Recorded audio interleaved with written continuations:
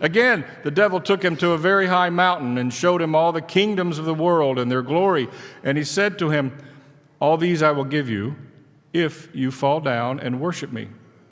Then Jesus said to him, "Away with you, Satan, for it is written, 'Worship the Lord your God and serve only him.'" Then the devil left him, and suddenly angels came and waited on him. The gospel of the Lord. You may be seated. It is Lent, the season of honesty, and in our church, brutal honesty. If we say we have no sins, we deceive ourselves, and we are not deceivers. Lent is the season to come to grips with problems, and there's no greater problem than evil. Evil. Where does it come from? Who is responsible for evil? Why do good people, innocent people, godly people suffer evil? Evil is one of those topics that I'm always asked about. So we begin the season of Lent with this Bible reading, the temptation of Jesus in the wilderness by the devil, who is the incarnation of evil. Jesus begins his ministry surrounded by evil and temptation, but he was always surrounded by evil and temptation, and so are we. During Lent, I'm providing a sermon series on evil, and today we begin at the beginning, and I want to just admit right up front, this is longer than usual. This is a long sermon today, and I know that a long sermon and a hostage situation are very similar things, but just hang in there. I think this is important, and we're going to just talk about the beginning. Where did evil come from? I mean, in the first place. I know a lot of it dwells within us. We don't like it, or at least we don't like to admit it. But who or what put these evil desires in us in the first place? We've all heard the classic explanation, Satan, the fallen angel, or Adam, the fallen man. Do these explanations make sense to you? If Adam and Eve were created in perfect fellowship with God, why would they want to rebel? And how could God create them with the potential flaw to rebel and then blame them and punish them for rebelling? If that's what happens, it seems to me God is ultimately responsible for creating evil. And if you put the origin of evil on Satan, the fallen angel, you still have the same problem. How can an angel created by God try to take over heaven unless God created him with that evil potential? And what about God's foreknowledge? If God could foresee that God's creatures were going to become so evil, why did God go ahead with creation? At least we ask, why did God create them that way? We're really struggling here with the fairness of God. How could God ever blame us for having a sinful condition we did not create and we cannot cure? I believe it is good to ask these questions. Do not shy ever from asking the unaskable. In Lent, of all times, it's the church-appointed time to go deep, to ask these sorts of questions. A religion that cannot withstand the application of intellect and human reason is useless. For an honest person to live with lies and half-truths, even fairy tales, it hurts, especially when it comes to our belief, our religion, our faith system.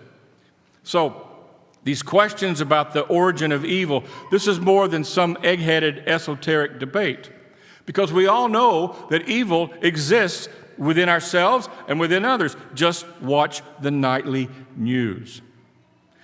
So I'll begin by throwing the first grenade over the wall. God is ultimately responsible for the origin of evil. Notice I did not say God is evil or God made evil. I said that evil's existence is God's responsibility. But before I explain how God is responsible, let's define evil. What is evil? And how we answer this is crucial. There are two kinds of evil, what we call natural evil, that's earthquakes, hurricanes, disease, and then there is human evil. We also call that moral evil. So I'd like to focus on this second sort of evil today, moral evil. The best way to define moral evil is to define its counterpart, moral goodness. Biblically speaking, what does it mean to be good? and to do good. From the Bible's viewpoint, moral goodness depends entirely upon a person's relationship with God. To be good is to be aware of God as goodness, and to love and to entrust God with all your will. To accept gladly your status as a finite creature, a creature loved and created by a gracious God. To be good is to know and to love and to trust God on an intimate basis. Our congregational mission statement, that is an invitation to moral goodness. Love God, love others, serve. Doing good comes from being good. Doing good comes from being good. When you're in personal union with God, in a right relationship with God, you have no need to be the center of the world. You have no need to protect yourself and your concerns or to fight others, to be grasping, greedy, and fearful. A living personal awareness, this kind of relationship with God as the loving Creator, excludes cruelty and the need for power over others. Now, moral evil is the opposite of what I just described. Goodness is defined by a right relationship with God. Evil is also defined by our relationship with God. Evil actions are the result of a broken relationship with God, when we forget that creaturely feeling, that connectedness. So you see, this is all relational. We can understand this because it's relational. Back to Genesis, to the Garden of Eden and the serpent and the fall. For beings to be in paradise and then choose not to be in paradise, that's illogical, unless God created them with that potential, the potential to rebel, that is, to break relationship, to break fellowship with God. So God is responsible for creating a being who could choose evil and do evil and violate that personal relationship with God. So the issue ultimately is one of choice, of free will. So let's summarize. Evil, in human terms, moral evil, is always relational. To be evil is to be out of relationship with God. To do evil is to violate the love of God. God created humans with the potential to break relationships, even that relationship with God. So God is ultimately responsible for moral evil. Next question. Did God know what humans would do before God created them? Did God foreknow what would happen to God's world?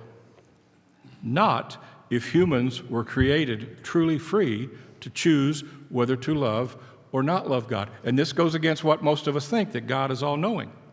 But to create a free creature, God would have to take the risk that the creature could and would reject God. So we're talking about having faith in God, but God had faith in us. God could not know what the creature would do until after the creature came into being. God chose to limit God's self for a purpose that God deemed higher, and that purpose is love. Otherwise, it is predestination, that we were created predestined to sin, and there was no choice on our behalf. We Lutherans do not believe in predestination, that we had no choice. Otherwise, we would have been puppets, and God would set us up to fail. Even our confirmation students can see this when we study the account of the fall. No, we had a choice, and we still do. So hear me out now. I believe that God thought it better to create a world where evil was a realistic possibility so that the higher possibility of uncompelled love between God and humans could occur. It was better to create the world as it is than to create one where real love could truly never happen. There can be no love without free choice. And God was willing to even risk the evolution of evil for the sake of love. We have a God-given choice. This is not unfamiliar to us. We do this constantly in our everyday lives. Love is always a risk.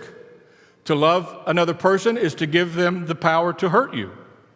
They can enrich us or they can crush us. There can be no love without the potential of evil if you define evil as breaking, betraying a relationship. So our first question is about the origin of evil. Moral evil or human evil came from God's choice to make beings who had the freedom to either embrace or reject God's love. This is what happens, and this is what still happens. Now, if God is ultimately responsible for evil, how can God hold us accountable for having a condition that we did not create, that we inherited? Actually, I do not think God holds us accountable for having the condition, but I do think God holds us accountable for what we do with it. Adam and Eve, they were not some infants, some innocents. They are every woman, every man. We are Adam and Eve. So, like them, how do we align with the ways of God? Do we rebel or do we align with God? This is our human condition. We're not responsible for inheriting it, what we call original sin, but we are responsible for what we do with it once we discover that there is an alternative. And that alternative is to trust and to depend and to love God. That's our only way out of this mess. In other words, do we proliferate evil in ourselves and all around us, or do we allow God to enter the core of our being and begin this lifelong work of turning us into a positive force, to live with that very simple defining mission to love God, love others, serve? Do we allow evil to thrive, or do we work with God to reverse evil, to transform it? This is our responsibility. And here's the kicker. We have a huge advantage over Adam and Eve. We know Jesus. The New Testament claims that God became a human being, and that human, Jesus, is the embodiment of goodness. Jesus is the complete opposite of evil. He lived fully and confidently in a right relationship with God. He trusted God with a vivid awareness that God was gracious and loving. Therefore, Jesus was totally free, totally obedient, free from greed, free from fear, free from grasping, free from sin. Living this way in a world-worshiping environment, Jesus, of course, brought forth the worst in human nature's responses, and he was executed because of that. But his death revealed the very best of God's nature. For God raised Jesus from the dead. The resurrection is our proof that God will ultimately turn all the wrongs that God risked creating into rights. So it is Lent. This Lent, I hope you see that the crucifixion has to be understood as God's taking upon God's self total responsibility for making the kind of world that God did, that God will eventually turn all evil into good. I believe that evil is a result of God's decision to make a world where authentic love could truly exist between God and God's people. Satan did not invent evil. If so, then evil was invented by a creature who was created by God with the tools to create evil. No, God took on the responsibility for this risk gone wrong by continuing to try to reestablish right relationship with God's people. This is what the Bible is all about. The Bible is one big record of God's attempts to redeem God's creation. God's efforts culminated in Jesus. God even became one of us. Evil no longer binds us. We can now use love as the power to reverse evil in ourselves and in the world. Or we could continue to use love as a tool for exploitation. There's a sucker for love born every minute. That choice to use love either to grow closer to God or to control others, that depends upon our relationship with God. Only God can cure the world's problems. Only God. Our help is in the name of God, who will deliver us from evil. Amen.